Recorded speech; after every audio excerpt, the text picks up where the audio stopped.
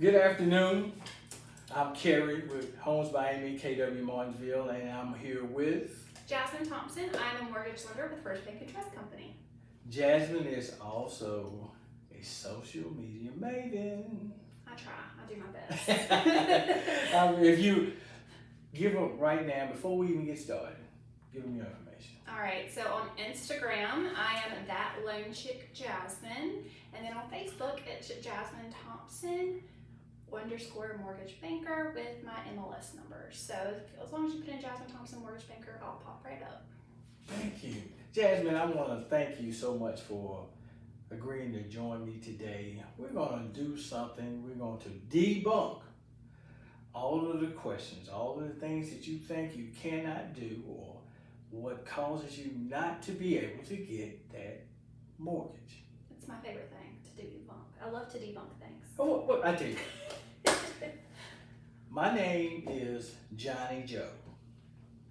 I just came in off the street. Come on in. I want to buy a house.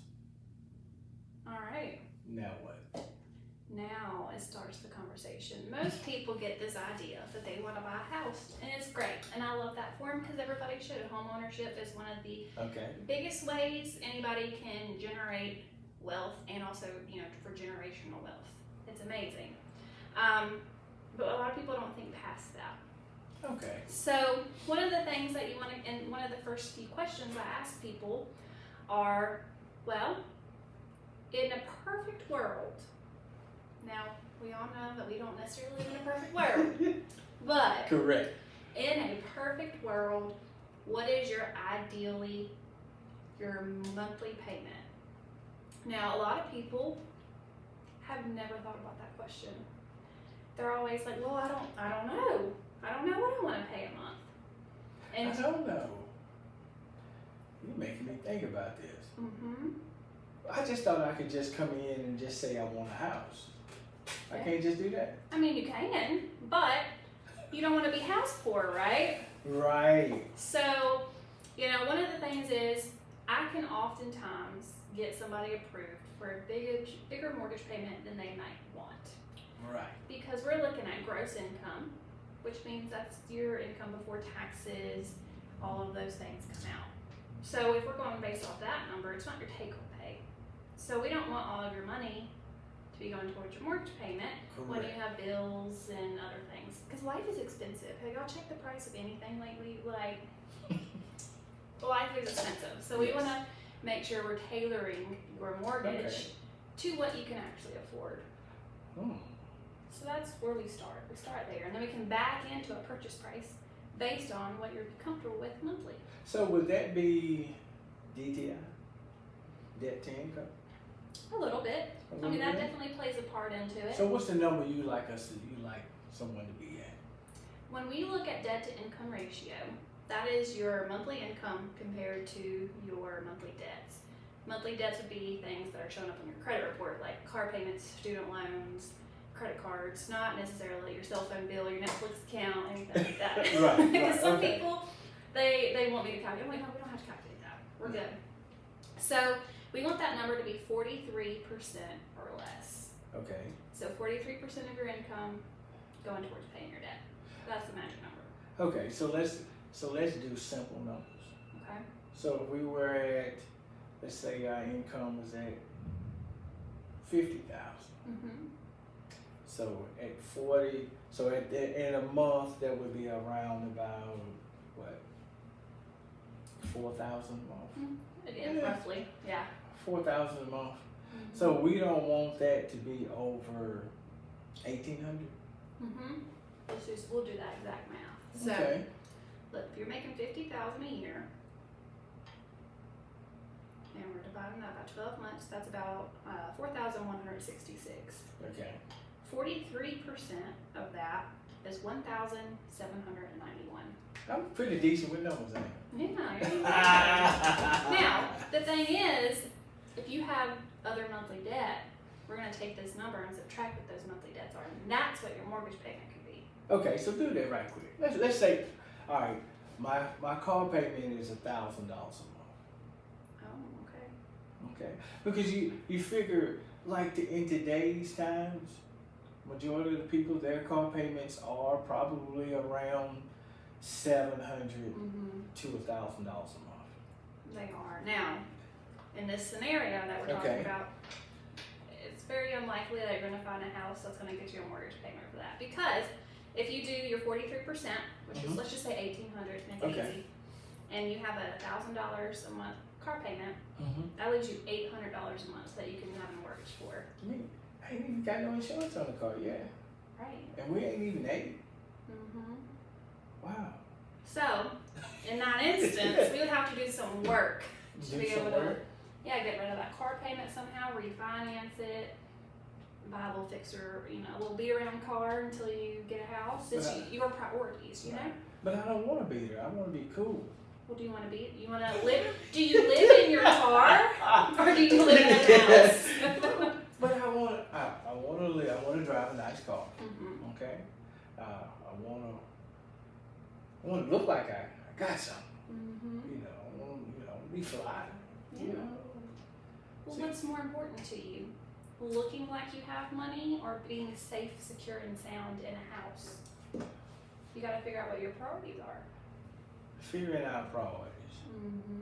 Is that when people come to you, do they then start looking at their priorities? Sometimes they don't.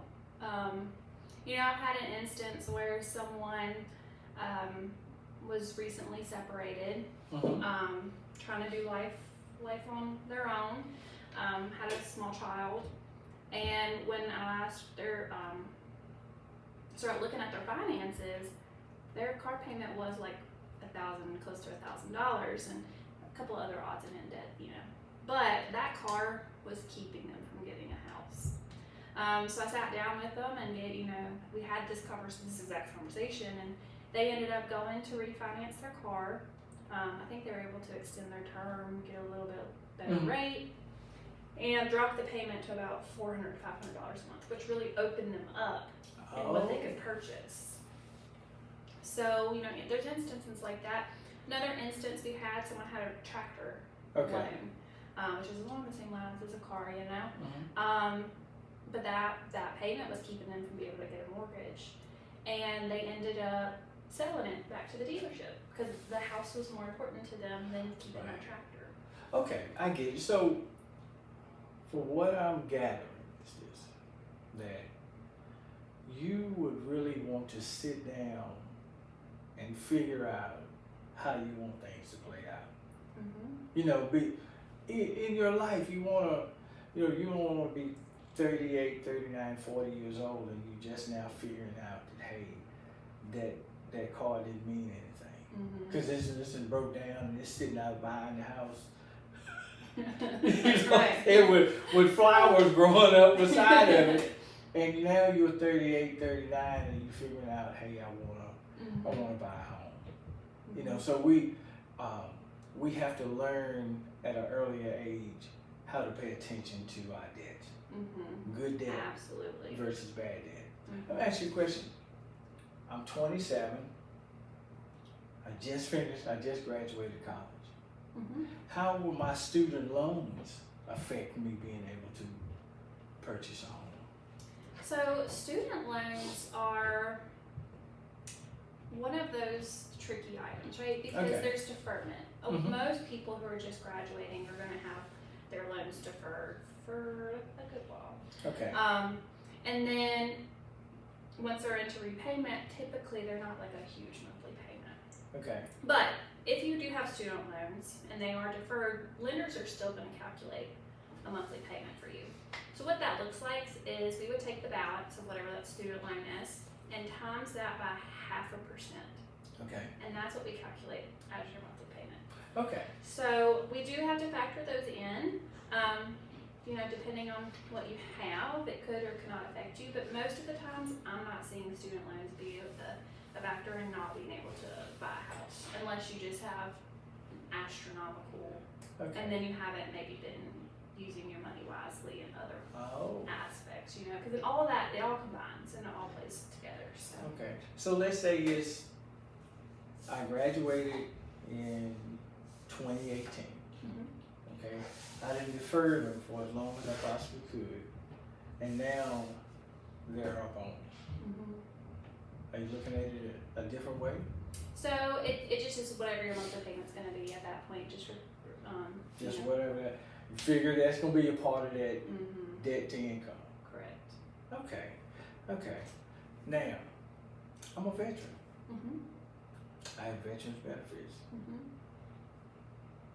What do I do next? So a good veterans benefit that anybody who is eligible for that is veteran is a VA loan. Okay.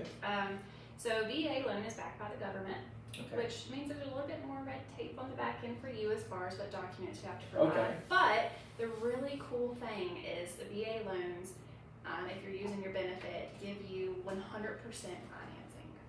So you don't have to have a down payment going into that transaction. You can finance it 100%. Oh. And the other benefit is they have more favorable interest rates. So they're going to be a little bit less than like your standard conforming conventional loan because they are government backed and also giving you that benefit for serving our country. So it's really cool. Okay. All right. So now, first time home buyer. I want to do. So let's go with the loan types. We have FHA, USDA, commercial. I mean, not commercial, but conventional, and VA. All right. What would you say most people? Because we're in this area. We're in Martinsville, Virginia, or Danville, Virginia, or counties in between. Majority of that is going to be either FHA, USDA, or convention. Correct? Would you say? Yeah, I mean, I do a little bit of everything. So let's talk about the types first. So you Okay. have FHA, VA, USDA. They all end in A. They're all government-backed loans. So you'll have that government Okay. tieback. Like I said, if anything to do with the government, there's always red tape. Right. Okay, so just expect that going in, and it'll be a smooth process. Okay. But since they all end in A, another thing, easy thing to remember is those are for not first time home buyers, but they're for people who want primary residences. Okay. So all the three of those cater towards that group of people. Okay. Your conventional loan is your basic, your standard loan. Nothing crazy about it. They're sold to typically creditors like Freddie Mac and Fannie Mae and all of that. And then what's the other type that you asked me about? USDA, conventional, and Okay. VA. We already. Okay. So, like I said, the things with the government backed is typically their low down payment. They're government backed, so they have a little bit of a more favorable interest rate to try to help people who are maybe in low income areas, who maybe don't have the best credit. That they're helping you to make the home ownership more attainable and achievable.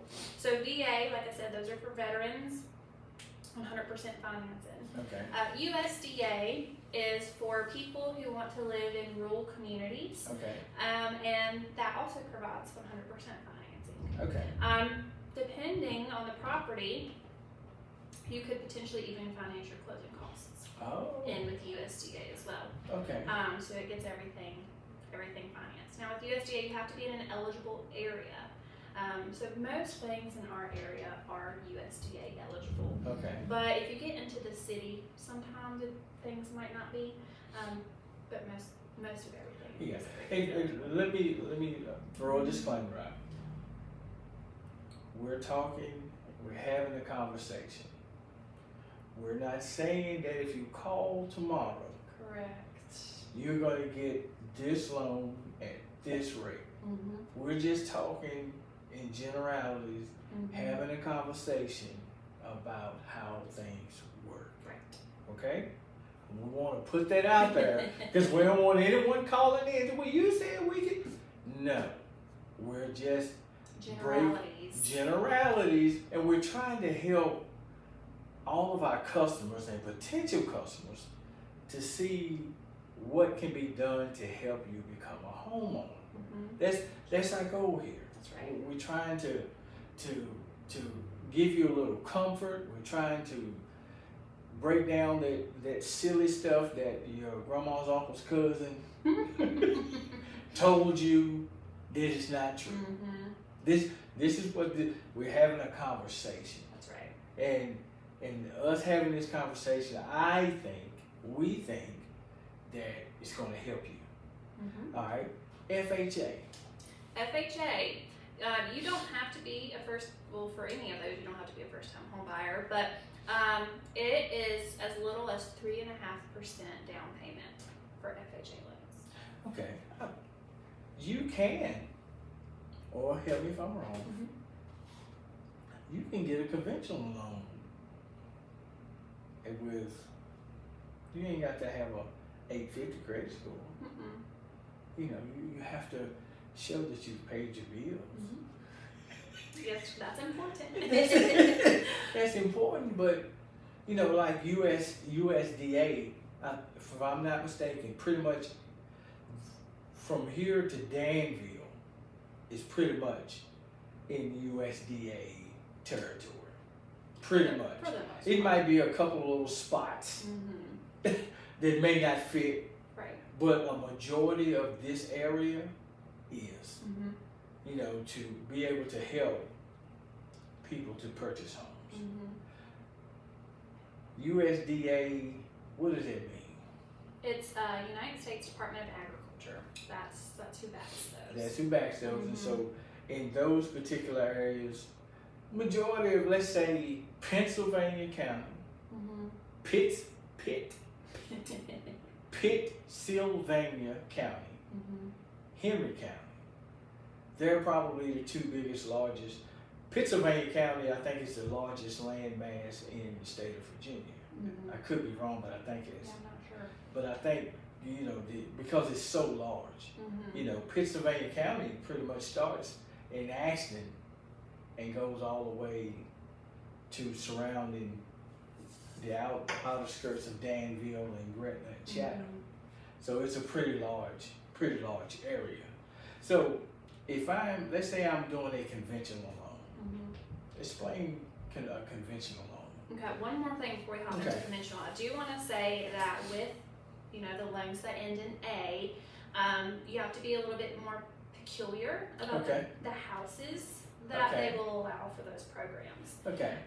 You know, they won't always take, if you want this house, if it's not in what's their best condition, they might not lend on it. So you have to be mindful. But your realtor and your lender should be able to look at a house and tell you, you know, this will be eligible, this shouldn't be eligible. And we can work through that together. But just a disclaimer out there that, you know, really maybe rough fixer-upper that you have your eye on, it might not be the best program for that. Grandma's house that hasn't had anything done to it in 25 years may not, this is what I said, may not be the best choice for one of these loans. Right. But it could work for conventional. So that's why we have these conversations, because we have to figure out which, there's not a one-size-fits-all mortgage. Like, some people I want an FHA mortgage, and I'm like, well, why do you want an FHA mortgage? Well, I read online that, you know, this, and I think that's the best for me, but we get into their finances, and they would be perfectly great with a conventional loan. You know, so it's all about talking, having conversations. What are your goals? What are your ambitions? What is your long-term aspects? How long do you plan to live there? You know, all of this goes into what's going to be the best loan for you. Okay. The best loan for you? What are you talking about? What do you mean the best loan for me? But what about my cousin Jack? His loan doesn't matter to you, does it?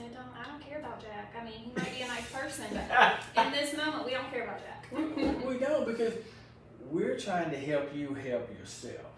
We're trying to help you get a loan for you, because we don't know what's going on in Jack's house. We don't know. We don't know the finances in that house. Right. So we're trying to get you to get your eyes off of everybody else, tunnel in, and pay attention to what you have going on. Because what you have going on as we're going to the next phase is conventional. Tell us about that. So conventional, I think a big misconception, or at least what I hear people think, is they think they need a 20% down payment for a conventional loan. Nope. Why is that? I've always been told that. Yeah, most people have, but you don't. So if you are a first-time home buyer, a conventional loan, you can do as little as 3% down. Now, you can do, right? We're still talking generalities. But you could do as little as 3% down. If you're not a first-time home buyer, but you want to do a conventional loan, you could do as little as 5% down. Well. Now, most people, I think, if I, have to assume, think that you need a 20% down because, that would get you the removal of PMI. PMI is private mortgage insurance. So basically, what PMI does, it's really protecting your lender. Like if you were to default, it's making sure your lender's covered. God forbid that would be a situation we need to get into. But if you put 3% down, 5% down, anything less than 20%, you're going to have PMI. And that's just, like I said, it's added on into your mortgage payment. And then once you hit 20% equity, that usually falls off. It goes away. Goes away. Okay. But that's what you can do. So you can, essentially do 0.5% less than an FHA loan if you fit into that box if you're a first-time home buyer. Wow. You know what? You just telling that little bit right there, I think it helped a whole lot of people. Because I think a whole lot of people really thought that you had, because you would say you were going to do a conventional loan, that you was going to have to put 20% down. Now let's say we're doing generalities. The home is $400,000, which is the national average of. We know it's not here. Right. Okay. The median. I checked it today. In this area, the median home price is $168,000. Oh, okay. Okay. So if it's $168,000, and bring out the math, bring out the phone again here. Okay, we just doing generalities, people. We just doing math. All right, 168. 168,000. Let's do 3.5. Oops, wrong button. That would be $5,880. So $5,880. And let's say that we're doing that. This was FHA, okay, and it was $5,380. 880. It's 880. 880. Okay. Now let's say we're doing generalities, people. Closing costs 4%. Yep, sounds about right. All right, 4%. 6,720. 6,720. So let's add that up. 6,720 and 5880. That's $12,600. $12,600. You could be in a home for $12,600. Could. Or if we really want to do some blow some minds, Don't shh. sellers can pay some of your closing costs. Oh my gosh. No. Yeah. They will? Sometimes they will. Okay, so let's go back to this. So let's say, reason why I said 4%, because a lot of times you may ask the seller to pay up to 4% of the purchaser's closing costs and prepayments. So it's 3% depending on loan programs. Okay. Some of your governments you could do more than that. Okay. But yeah. Okay. So let's say they would pay 4% towards your closing costs and prepayments. So we're going to subtract $6,720. And if we do that, you could possibly, we're talking generalities, big bold figures, $5,880 out of pocket to get into the house. Now, we're gonna back up. So we back up. We're going back to the beginning. Okay. Okay, we're going back to the beginning.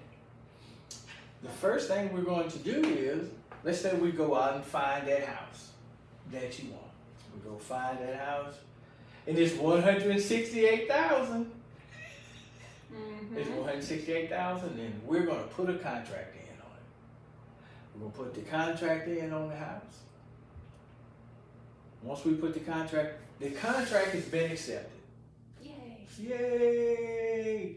So they accepted our contract, and what we did was we wrote in the contract that seller will pay $6,720 towards purchasers' closing costs and prepaids. So we put that in there. All right, we put that in there, and they accepted it. We got the contract. Yep. Our next step is home inspection, because we're gonna put a contingency in to get a home inspection, and just in case everything that we're looking at is not so. You, the purchaser, are going to have to pay for the home inspection. Okay, that's going to be between $400 and $600. We're doing generalities. It could be less, it could be more, right? So it's going to, you're paying $400. That's cool, non-refundable. $400, get the home inspection, we write it up, and we say, and they have a septic tank. Okay, so we're gonna have to get a septic tank inspection. That's new, right? No, it depends on where you live in. Okay. If you live in the county, like in Pennsylvania County and further out, more like you got a septic tank, and you're gonna have to get it inspected. Okay. You know, you gotta get that done. That could be another $400 to $600. But with new rules, it could be a whole lot more than that. So that's gonna be your expense. You know what I'm saying? We're trying to get you to where you see how much money is gonna be to get into this house. You know, so we're thinking probably $1,500. That's probably $1,500 to $2,000 in just incidental things that you're gonna, because you have to pay for the appraisal. You know, the appraisal cost, that could be $400 to $600. Depending on the loan you get, you might have to pay it twice. Right? Am I correct? Depending on the. It depends. Your government loans are typically more pricey because they have to do a little bit more. Right. So yeah. So you know, maybe $2,000, and so you need to make sure that you have this money laying around. Which, when we look to get you qualified, we're looking for that. We're looking. You were asking them questions. Yeah, I'm not gonna let you get qualified if you don't think you can pay for it. You know, now with us, like some lenders, I think, and I don't work for all lenders, so I don't know, but I think some lenders do require people to pay their appraisal up front. Okay. That's not something that we do. You just pay it within your closing costs. Okay. So, you know, we wouldn't necessarily get that cost up front for us. But yeah, like we're looking for all of that. And even too, if you are needing to pay your buyer's real estate agent commission, I'm making sure that you have that money, because we can't do this thing. I mean, most of the time, I think, you know, sellers typically are paying for those. Yeah. They're not necessarily required to. Yeah, no. So we have to make sure that in the contract that you get, that you can afford to pay for your buyer's agent commission as well. So we're looking for all of those things. And if you really want to get into the weeds, let's say you didn't have that money. Okay. And you're like, well, I don't have this. If you have someone who loves you very dearly, you could get a gift.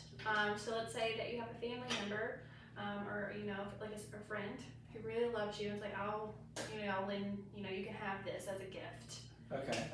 And we can use that as acceptable source of funds to qualify you. But you have to have somebody in your life that really loves you to gift you. You know, to be able to just hand it, hey, here you go. Wow. And so now that we got all of this, we laid all that out. I think somebody is going to watch this video and going to go down and they're going to be, check,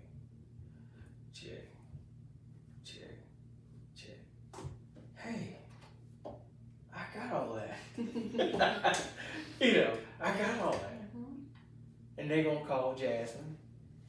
Ring ring. Hello. And Miss Jasmine is going to say, what? We're just going to go through that initial mortgage consultation process. That's where I'm going to ask you the questions. Well, have you thought about how much you have put aside for this home purchase? Okay. Have you thought about what your monthly payment would you be comfortable with? Are you working with a real estate agent? I'll say most people, by the time they come see me, they already are working with an agent most of the time.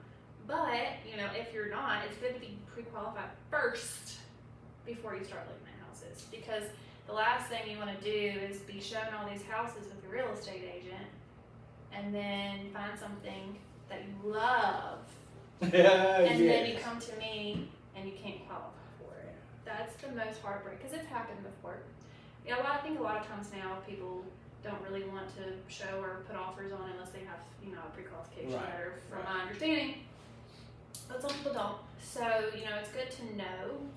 You didn't want to shop in your budget from the get-go and not set yourself up for heartbrokenness or failure or anything like that. Okay, so we're trying to get you all to the spot where when you come to see Miss Jasmine, you're already ready. Mm-hmm. You know what I'm saying? We're gonna send you. Me, Carrie, the real estate agent. I'm gonna send you this video. Mm-hmm. I'm gonna send you to our YouTube page, and you're gonna look at this video.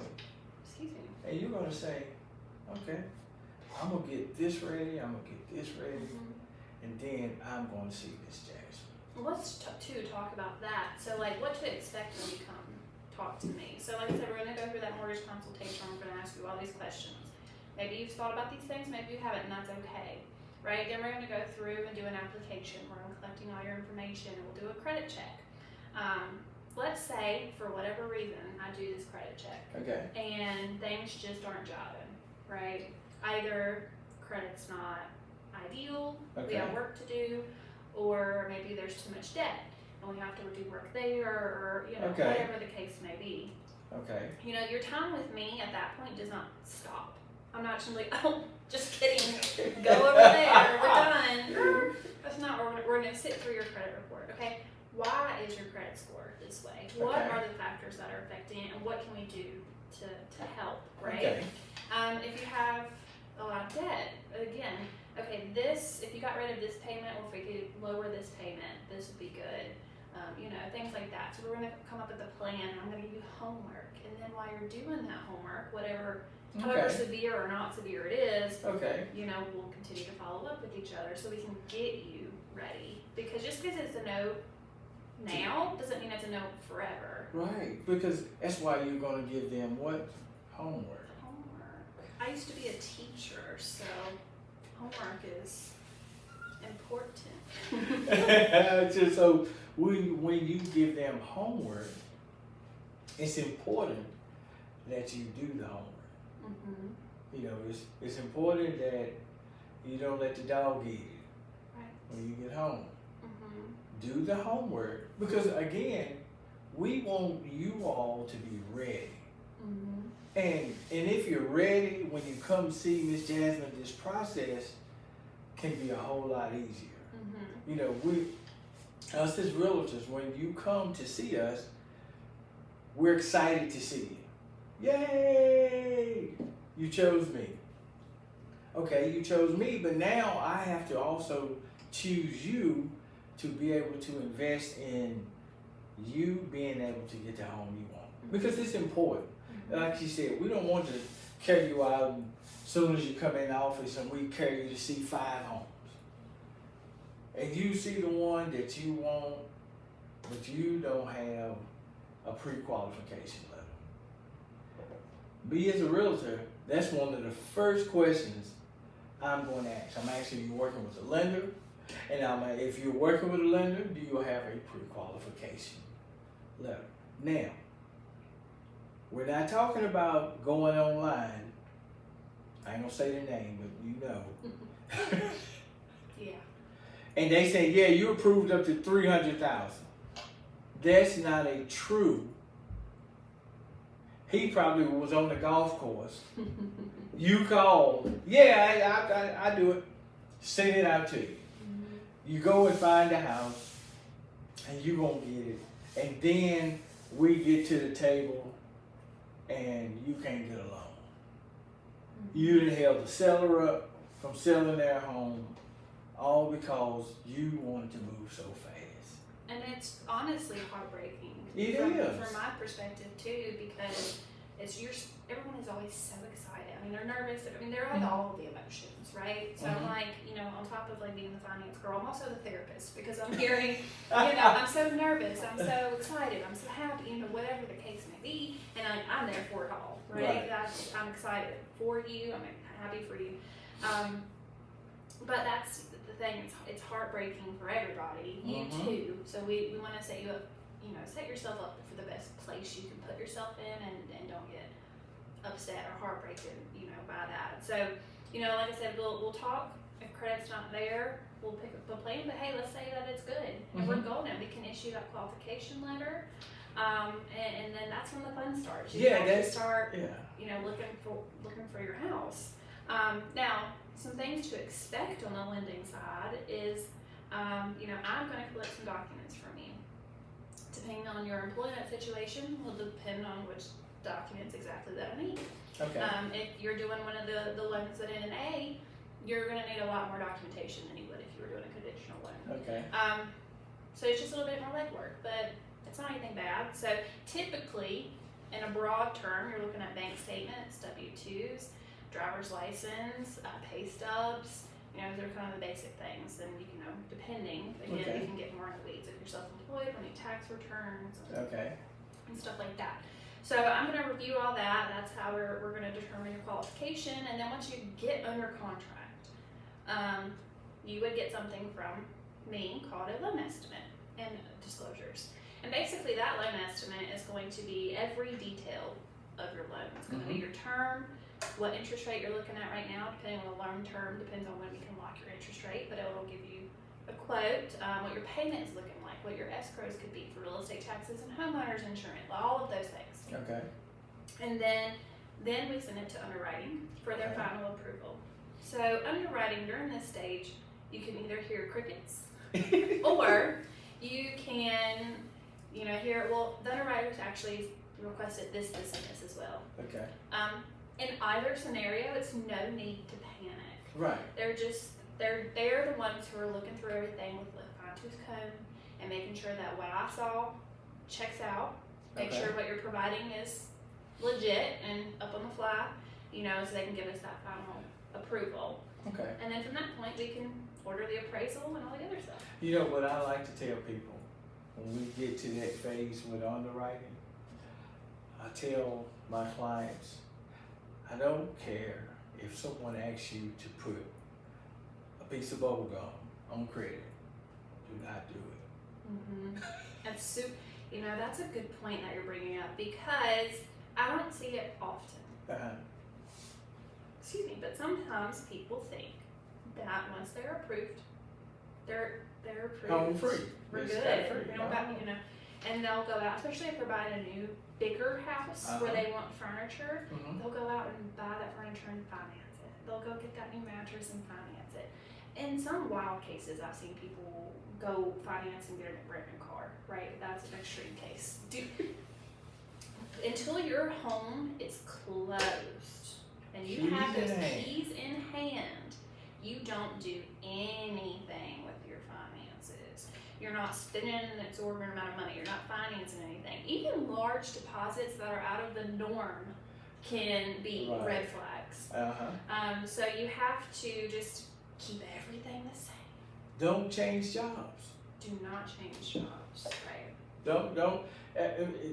If you've been offered a job, have the conversation with whoever's offering you the job.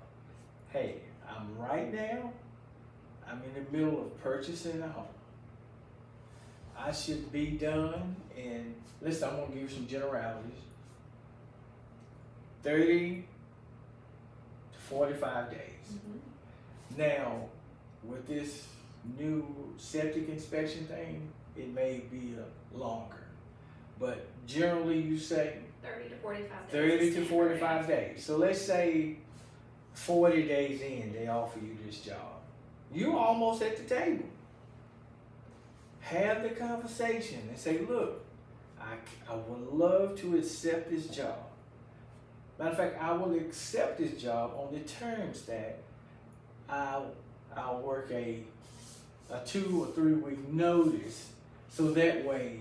You know, and if something does come up at any point through the process, your best bet is to have a conversation with me, your lender, right? Because if I know, we can prepare. But if I am blindsided, that could just like put a halt on everything, and then maybe not even be able to close. It depends on what's going on. But if I know about it, it's more opportunity for us to find a resolution for it. And that's the main thing. If we communicate, then everyone in the transaction will be happier. You know, you won't be on the edge, about ready to jump off because of, you know, your realtor. You know, some realtors are, you know, not the best. They don't handle conflict, or they don't handle bad news well. So you have to be able to, someone has to be able to keep everything on the road. And it's also important to remember, like, if you get frustrated with what the underwriters are asking, or if you're getting frustrated with whoever you're frustrated with, even with me, if you're frustrated at that moment, you have to remember we're all on a team, and all of our end goal is to get you the keys to the house. Right. So as long as we're working together to make it happen, you know, dream team. Dream team. You know what? You've made this process seem smooth. You've told me what I could do when I first come in the door. You've made that simple. Now, it's your time. I want you to tell me about your bank and what products that you have that sets you apart. Yeah, so First Bank and Trust is who I work for, and we're a community bank.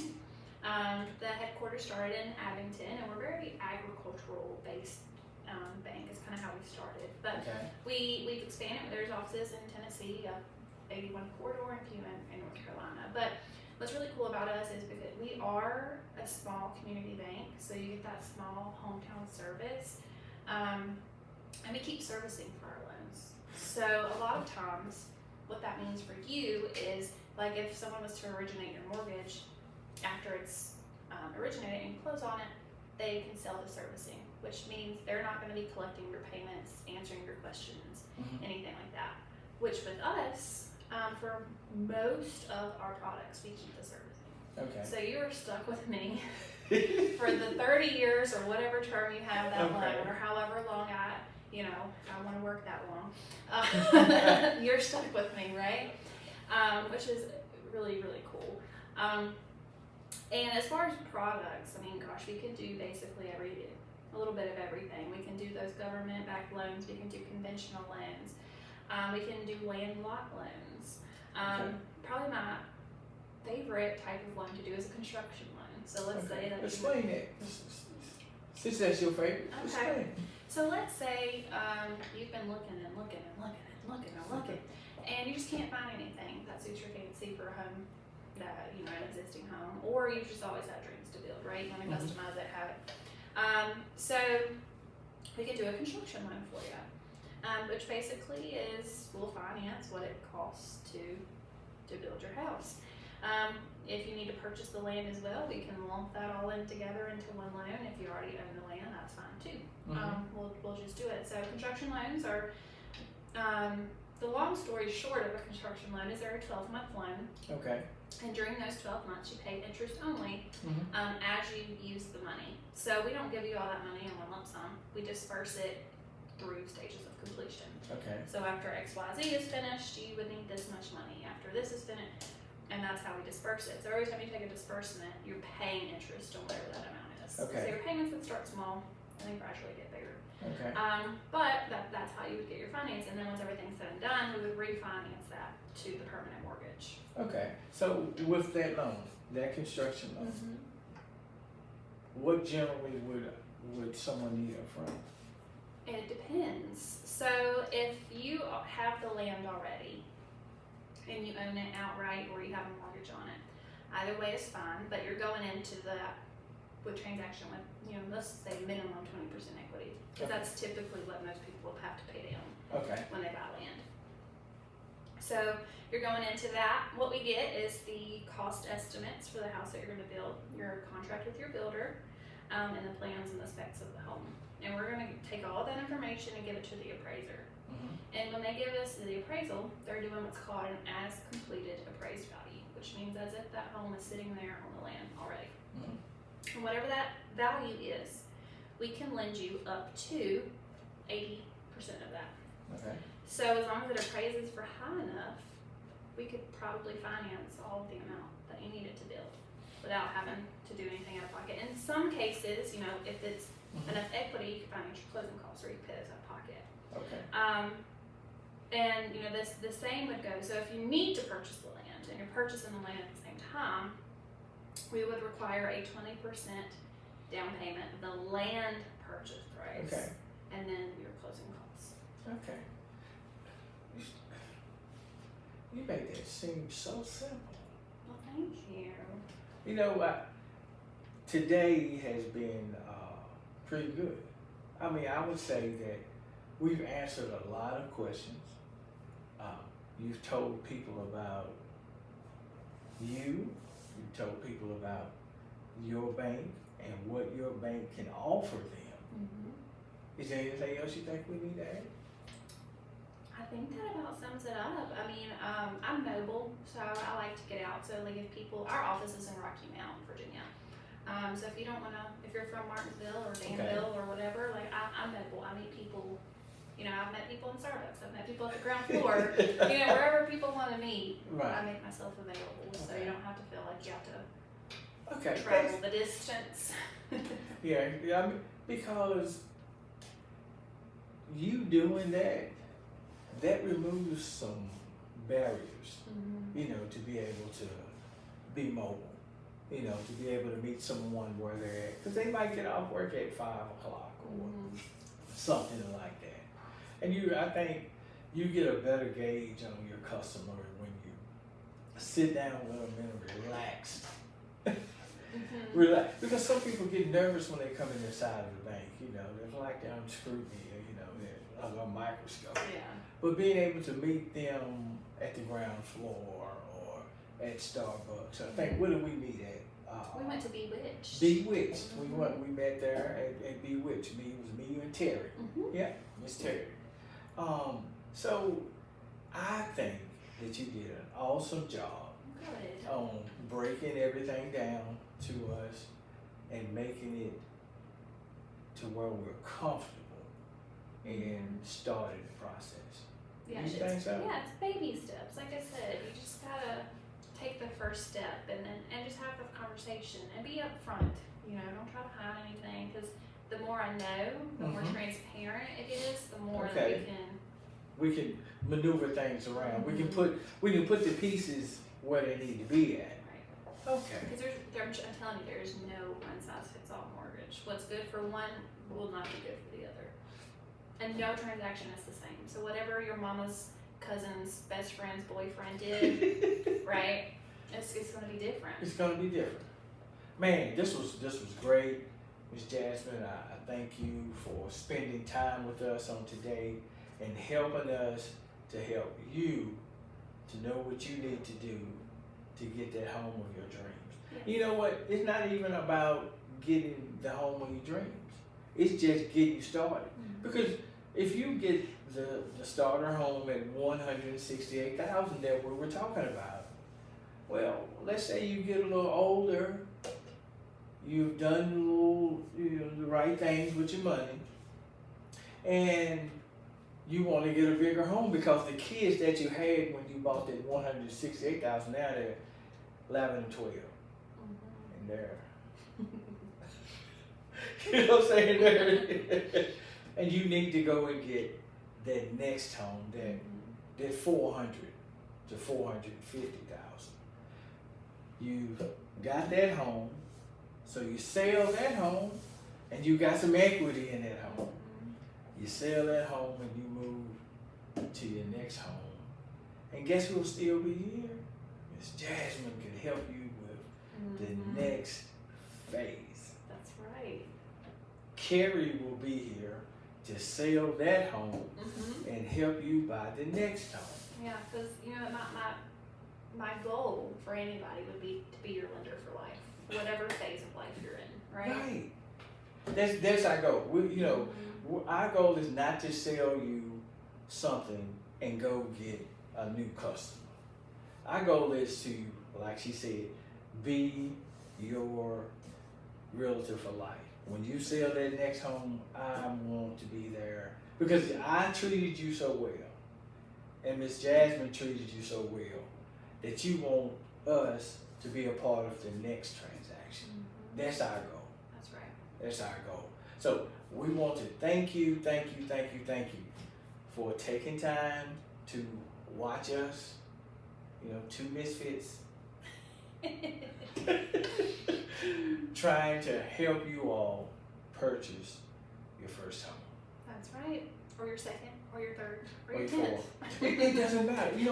I was talking to someone yesterday, and they purchased 7 homes, in their lifetime, So, of course, you say anything to them, yeah, I know this. This way, yeah, I know. But if you had 7 transactions, then it's a lot of things that you know. You learn from transaction to transaction. Right. And that's what me and Miss Jasmine, we're learning from transaction to transaction to transaction. But the main thing in each one of these transactions is we want you to be happy with our services. We want you to refer us to your Uncle Jimmy, your cousin Janice, or whoever, your friend at work. Man, they treated me so well. Hey, you need to go see them. Is that what we're looking for? Yeah, and also just understand what you're doing too, because it's not something that they teach in school. No. We learned the Pythagorean theorem, but we really should have been taught what it takes to purchase a home and all of that. Yeah, and that stuff is gone, and now we're here. I'm telling you, I know you learn more. You're smarter just because you watched us today. Not because we're smart, but because we gave you great information. That's right. And we thank you so much, and we'll see you next time. Bye. Did we do it? I think we did. My hands are sweaty. You okay? I think we did an awesome job. I'm telling you, you want to